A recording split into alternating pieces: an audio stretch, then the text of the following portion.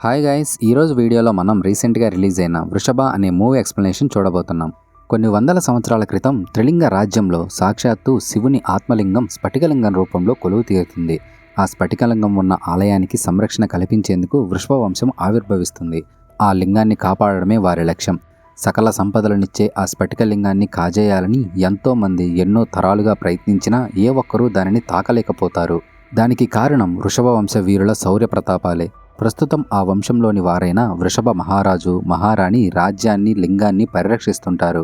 ప్రతి పుష్కరానికి ఒకసారి స్ఫటికలింగాన్ని రాజ్య వీధులలోనికి తెచ్చి జాతరలాగా ఊరేగిస్తారు. ఈసారి ఎలాగైనా దానిని కాజేయాలని భూపతి తన సైన్యంతో స్ఫటికలింగాన్ని తీసుకెళ్తున్న రథంపై అటాక్ చేస్తాడు. మహారాణి, ఆమె అన్న కేశవుడు, మహారాజు వారిపై దాడి చేసి వారిని అంతం చేస్తారు. భూపతి పారిపోతుంటే మహారాజు అండ్ కేశవుడు అతన్ని వెంటాడతారు. భూపతిని చంపడం కోసం వృషభ మహారాజు 3 బాణాలను వేస్తాడు. వాటిలో 2 బాణాలను తగిలి వాడు చనిపోతాడు. కానీ 3వ బాణం అనుకోకుండా పక్కనే వెళ్తున్న ఒక బాలుని మెడలోకి దిగడంతో ఆ పిల్లవాడు చనిపోతాడు. అయ్యో, ఏంటి ఇలా జరిగిందని వృషభ మహారాజు ఆ పిల్లాడి అమ్మని క్షమించమని అడుగుతాడు. దానికి ఆమె ఏడుస్తూ కోపంతో, లేదు, నేను నిన్ను క్షమించను. నీ కారణంగా నా కళ్ళ ముందే నా కుమారుడు మరణించాడు. నాకెలాగైతే బాధ కలిగిందో అలాగే నీ కారణంగా నీ కళ్ళ ముందే నీ కుమారుడు కూడా మరణిస్తాడని ఆమె శపిస్తుంది. అనుకోకుండా జరిగిన దానికి ఇంత పెద్ద శాపం పెడతారా అని కేశవుడు షాక్ అయ్యి బాధపడతాడు. కట్ చేస్తే మహారాణి ఒక బాబుకి జన్మనిస్తుంది. వృషభ మహారాజు తన బాబుని చూడడానికి వెళ్తుంటే ఆయన యొక్క గురువులు ఆయన్ని ఆపి, నీ కొడుకు దుర్ముహూర్తాన జన్మించాడు. అతన్ని ఎప్పుడు ఎంపాశం వెంటాడుతూనే ఉంటుంది. అతని వల్ల తల్లిదండ్రులైన మీకు, మన రాజ్యానికి ఎంతో ప్రమాదం ఏర్పడుతుంది. మహామృత్యుంజయ హోమాన్ని జరిపించి జన్మదోషానికి శాంతి చేకూర్చాలని చెప్తారు. వృషభ మహారాజు కూడా దానికి అంగీకరించి ఇక హోమాన్ని స్టార్ట్ చేస్తారు. మహారాణికి మాత్రం ఇవేవీ తెలియనివ్వరు. ఆ తరువాత పిల్లాడి గుండెల మీద వృషభ వంశ గుర్తును వేస్తారు. మహారాణికి ఎందుకో డౌట్ వచ్చి తన అన్నని పక్కకి పిలిచి అసలు ఏం జరిగిందని అడగ్గా ఆయన జరిగిన విషయమంతా చెప్తాడు. నెక్స్ట్ సీన్లో రాజకుమారుణ్ణి ప్రజలకు చూపిస్తూ మహారాజు మహారాణి నదిలో వెళ్తుంటారు. అప్పుడు వృషభ మహారాజుకి చనిపోయిన పిల్లాడి అమ్మ కనిపిస్తుంటది. ఆమె అక్కడ ఉన్నట్టు వృషభ మహారాజు ఇమాజిన్ చేసుకుంటాడు. రాజుకి ఆమె పెట్టిన శాపం గుర్తొచ్చి వెంటనే పిల్లాన్ని రాణికిస్తాడు. కుమారుడు పుట్టిన సంతోషంలో రాజు, రాణి రాజ్య ప్రజలకి వజ్రాలను పంచుతుంటారు. అప్పుడు వృషభ మహారాజుకి మళ్ళీ ఆమె కనిపించినట్టుగా అనిపించడంతో ఆయనకి భయం వేసి పడవలో కొంచెం స్లిప్ అవుతాడు. ఆయన అలా స్లిప్ అయిన సమయంలో పడవ తొనకడంతో రాణి కింద పడుతుంది. అప్పుడు ఆమె చేతిలో ఉన్న బాబు కూడా నీటిలో పడిపోతాడు. బాబును కాపాడుకోవడం కోసం వృషభ మహారాజు వెంటనే నీటిలోకి దూకుతాడు.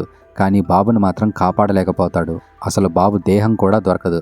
అలా ఆమె పెట్టిన శాపం వల్ల రాజు తన కుమారుణ్ణి కోల్పోతాడు. కట్ చేస్తే స్టోరీ ఇప్పుడు 2025 ముంబైలో స్టార్ట్ అవుతుంది. ఆదిదేవ వర్మ ప్రస్తుత కాలంలో వృషభ వంశానికి సంబంధించిన వారసుడనమాట. ఆయన ముంబైలో పెద్ద వజ్రాల వ్యాపారి. తను పుట్టిన ఊరైన దేవనగరి గ్రామం నుంచి ముంబైకి వచ్చి ఇక్కడే స్థిరపడిపోయి పెద్ద బిజినెస్ మ్యాన్ అవుతాడు. ఈసారి కూడా వర్మకే best business man of the decade award వస్తుంది. ఆ అవార్డు గురించి పెద్ద ఫంక్షన్ ఏర్పాటు చేస్తారు. ఈసారి కూడా అవార్డు వర్మకే రావడంతో వేరొక బిజినెస్ పర్సన్ అయిన రవికి అది అస్సలు నచ్చదు. ఎలాగైనా వాడిని చంపేయాలనుకుని తన మనుషుల్ని పంపిస్తాడు. కానీ వర్మ కొడుకు తేజ్ వాళ్ళందరినీ తుక్కుతుక్కుగా కొట్టేస్తాడు. తేజ్ తన నాన్న మీద ఈగ కూడా వాలనివ్వడు. అండ్ తేజ్ యొక్క అమ్మ తన చిన్నప్పుడే చనిపోయి ఉంటుంది.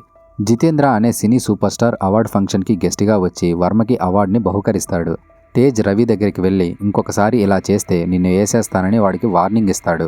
కట్ చేస్తే ఊరిలో ఉన్న స్ఫటికలింగానికి పుష్కరానికి ఒకసారి జాతర జరిపిస్తుంటారని చెప్పాను కదా. దానికోసం వర్మ శైలేంద్రకి డబ్బులు పంపిస్తాడు. ఆ జాతర విషయం శైలేంద్ర వర్మతో ఫోన్లో మాట్లాడుతూ ఉంటాడు. ఊర్లో ఉండే దర్పణం అనే రౌడీ ఒకప్పుడు గుడి ధనాన్ని కాజేయాలని చూస్తాడు. అందువల్ల వర్మ అతన్ని బాగా కొట్టి 10 సంవత్సరాలు జైల్లో పెట్టిస్తాడు. వర్మ కుంభమేళకి డబ్బులు పంపించాడని దర్పణంకి తెలిసి ఒకవేళ వర్మ గాని ఊరిలోకి వస్తే వెంటనే వర్మని చంపేయాలని పగతో ఎదురు చూస్తుంటాడు. అందువల్ల వర్మ ఫ్రెండ్ ప్రకాష్ వర్మని అసలు ఊరిలోకి రావద్దని అరుస్తాడు. ఆ రోజు రాత్రి వర్మ నిద్రపోతుండగా తన గత జన్మ జ్ఞాపకాలు కలలాగా వర్మకి గుర్తొస్తుంటాయి. గత కొంతకాలంగా వర్మ తన గత జన్మ జ్ఞాపకాల వల్ల ఇలా ఇబ్బంది పడుతుంటాడు.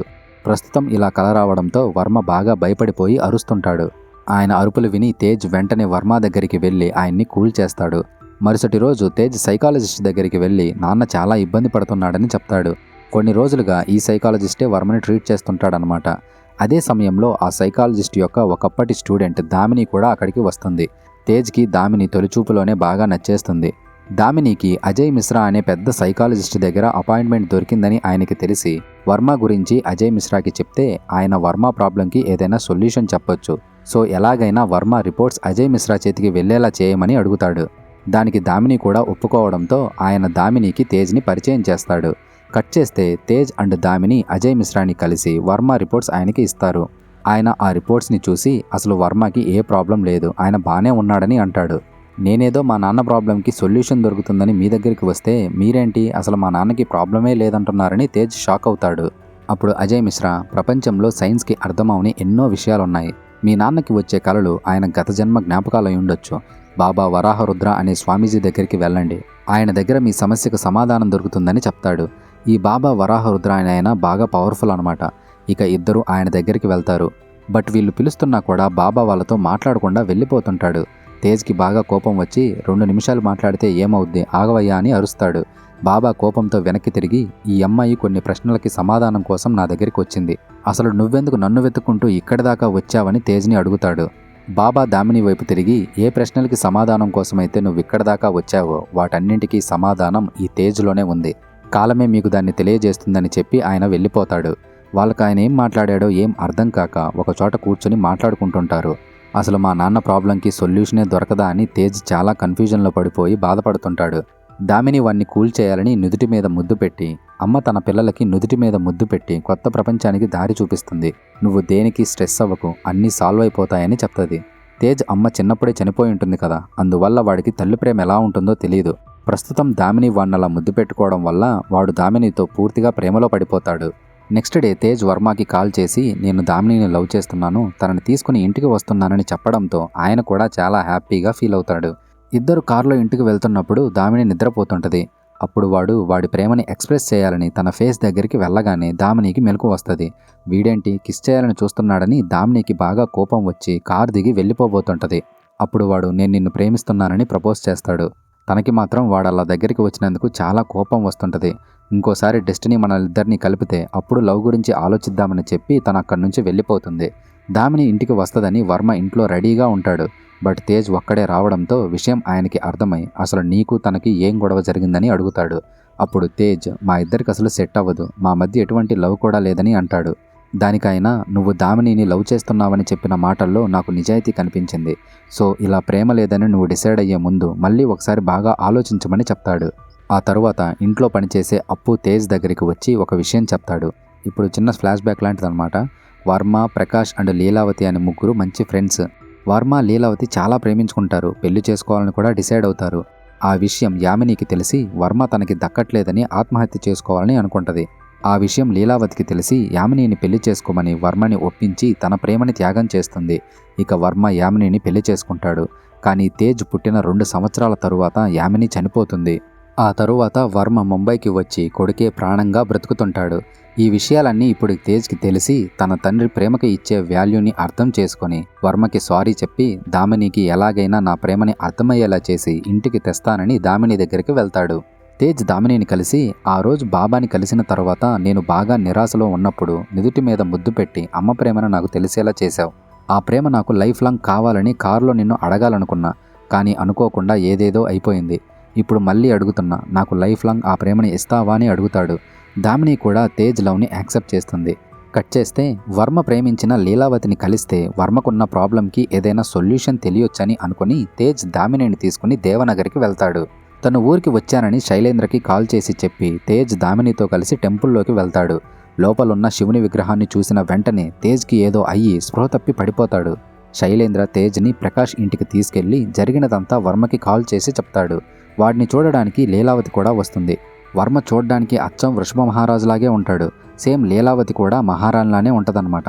మీకు సింపుల్గా అర్థమయ్యేలా చెప్పాలంటే, ఇప్పుడు మగధీర సినిమాలో 400 సంవత్సరాల తర్వాత రామ్ చరణ్ అండ్ కాజల్ సేమ్ అదే రూపంతో పుడతారు కదా, వీళ్ళు కూడా సేమ్ అంతే రూపంతో పుడతారనమాట. కాకపోతే ఇక్కడ లీలావతికి మాత్రం తన గత జన్మ జ్ఞాపకాలు ఏమీ అసలు గుర్తురావు. వర్మకి మాత్రం అప్పుడప్పుడు తన గత జన్మ జ్ఞాపకాలు కలల రూపంలో వస్తుంటాయన్నమాట. కొంతసేపటికి తేజ్ స్పృహలోకి వస్తాడు. ప్రకాష్ వెంటనే తేజ్ దగ్గరికి వెళ్ళి, నువ్వు వెంటనే ఈ ఊరు నుంచి వెళ్ళిపో, ఈ ఊరిలో మీ నాన్నకి దర్పణ్ అనే శత్రువు ఉన్నాడు, వాడిని మీద అటాక్ చేయడానికి ఇక్కడికి రావచ్చని చెప్పాలని ట్రై చేస్తుంటాడు. ఈలోగా దర్పణ్ తమ్ముడైన గుణ తేజ్ని చంపడానికి ప్రకాష్ ఇంటి దగ్గరికి వచ్చేస్తాడు. ప్రకాష్ బయటికి వెళ్ళి మీ పగ వాళ్ళ నాన్న మీద కదా, ఈ పిల్లాన్ని ఏం చేయొద్దు, ఇక్కడి నుంచి వెళ్ళిపోండని గుణ వాళ్ళని అరుస్తాడు. బట్ వాళ్ళు మాత్రం ఆగకుండా తేజ్ మీదకి వెళ్లడంతో తేజ్ వాళ్ళతో ఫైట్ చేసి బాగా కొడుతుంటాడు. కానీ గుణ వాళ్ళందరూ కలిసి తేజ్ని కత్తులతో పొడుస్తూ గాయపరుస్తారు. ఒకడు తేజ్ని చంపబోతుండగా వర్మ ఎంట్రీ ఇచ్చి అందరినీ బాగా కొడతాడు. ఇక వర్మ అండ్ తేజ్ వాళ్ళని బాగా కొట్టి అక్కడి నుంచి తరిమేస్తారు.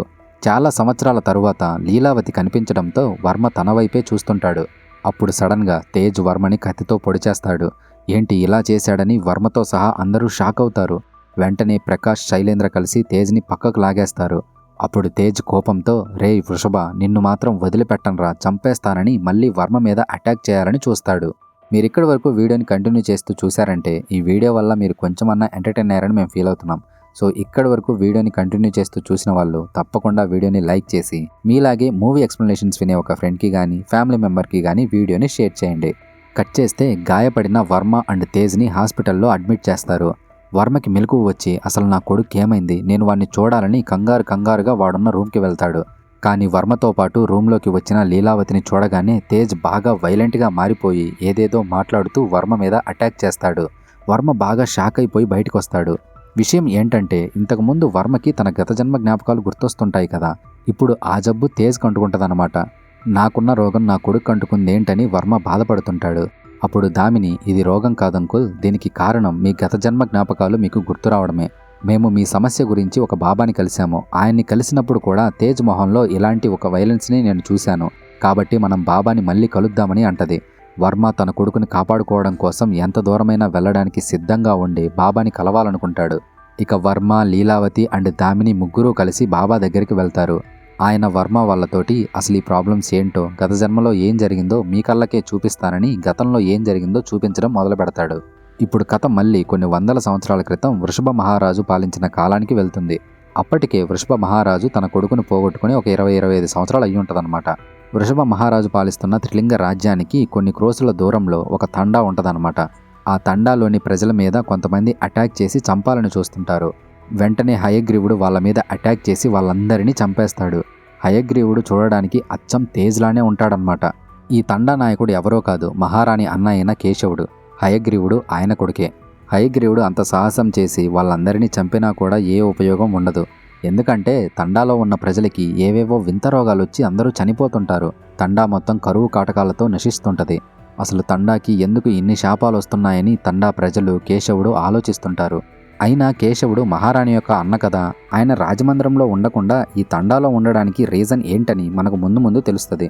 తండా ప్రజలకి వచ్చే రోగాలకి పరిష్కారం ఏంటని కేశవుడు బాగా ఆలోచిస్తుంటాడు. అప్పుడు త్రిలింగ రాజ్యం నుండి వచ్చిన బాటసారి అయిన ఆదిత్య, కొంత దూరంలో త్రిలింగ సామ్రాజ్యం ఉంది. ఆ సామ్రాజ్యం మొత్తం సకల సంపదలతో తొలతూగుతుంటుంది. దానికి కారణం ఆ రాజ్యంలో ఉన్న స్ఫటికలింగం.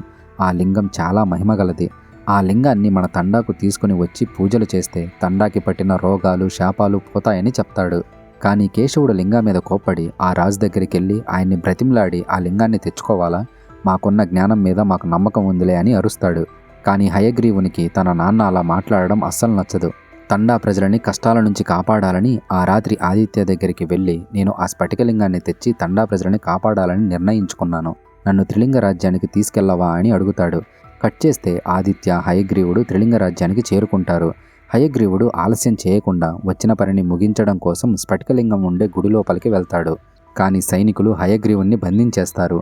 ఇక అతన్ని వృషభ మహారాజు ముందు ప్రవేశపెడతారు. వృషభ మహారాజు హయగ్రీవునితో, త్రిలింగ దేశ గౌరవమైన స్ఫటికలింగం గురించి నీకెలా తెలుసు, అసలెందుకు దొంగిలించాలనుకున్నామని అడుగుతాడు. దానికి హయగ్రీవుడు తన తండా గురించి, వారికి వస్తున్న వ్యాధులు, కరువు కాటకాల గురించి చెప్పి, వారిని రక్షించుకోవడానికి మాకు స్ఫటికలింగం అనుగ్రహం కావాలి.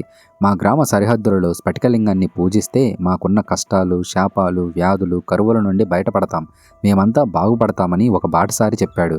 అందుకే స్ఫటికలింగం కోసం ఇక్కడి దాకా వచ్చాను. మహారాజా, ఆ లింగాన్ని నాకిస్తే 3 రోజులు మా గ్రామంలో పూజించి మళ్ళీ మీకు ఇచ్చేస్తాను. మీకు నా మీద నమ్మకం లేకపోతే మీ సైనికుల్ని కూడా నాతో పంపించండి అని బ్రతిమలాడతాడు. అప్పుడు మహారాజు, అవతార పురుషునిచే అష్టదిగ్బంధనం చేసిన ఆ స్ఫటికలింగాన్ని ఎవరూ తాకలేరు. లింగాన్ని ఈ రాజ్యం నుండి పంపడం జరగని పని.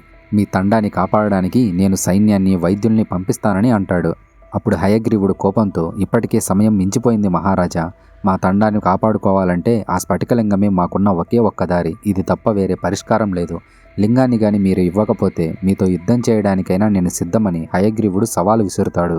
మహారాజుకి కోపం వచ్చి హయగ్రీవునితో కత్తి యుద్ధానికి సిద్ధం చేపిస్తాడు. ఇక ఇద్దరి మధ్య పెద్ద పోరు మొదలవుతుంది. ఇద్దరి మధ్య ఈ పోటీ జరిగేది ఎక్కడో కాదు, ఆ శివుడి విగ్రహం ముందే.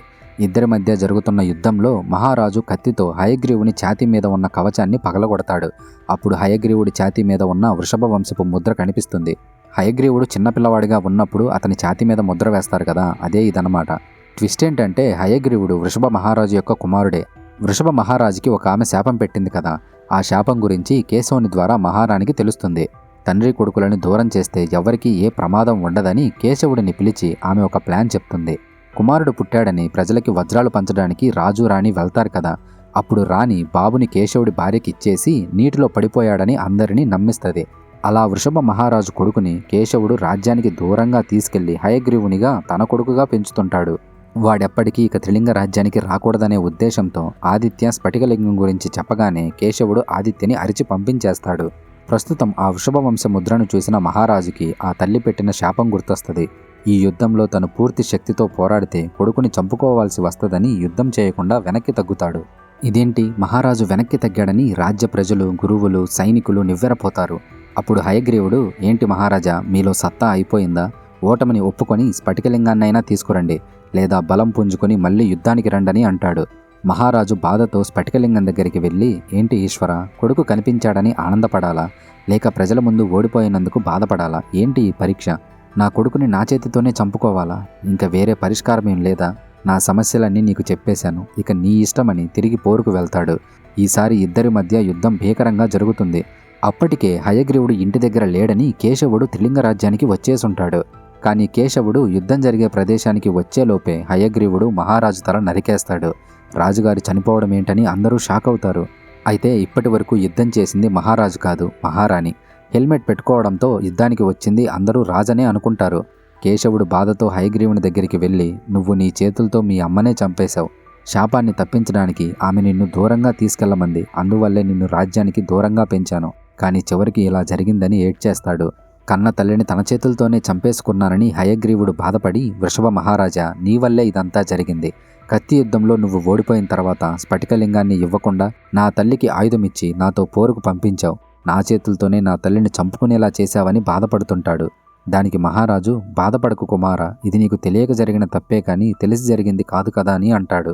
అప్పుడు హయగ్రీవుడు, ఏది ఏమైనా నా తల్లిని నేను చంపుకొని పెద్ద పాపం చేశాను. చేసింది నేనే అయినా దానికి కారణం నువ్వే. నిన్ను ఇప్పుడే నేను చంపేయగలను, కానీ నా తల్లి మరణంతో నాలో శక్తి నశించిపోయింది. కానీ నిన్ను మాత్రం వదలను, నిన్ను చంపడానికి నేను మళ్ళీ వస్తానని హయగ్రీవుడు ఏడుస్తూ తనని తనే చంపేసుకుంటాడు. ఇది ఫ్లాష్ బ్యాక్లో జరిగిన స్టోరీ అంతా.